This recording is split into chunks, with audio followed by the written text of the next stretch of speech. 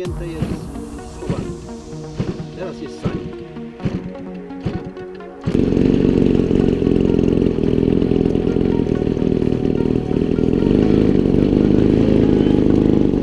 W którą stronę startujesz?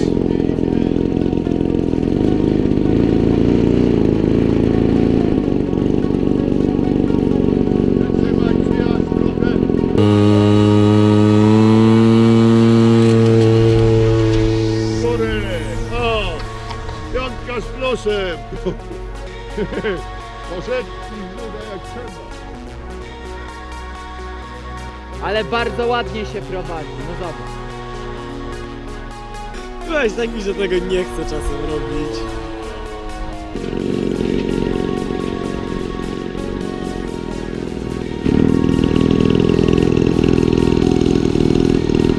Tym się guda człowieku.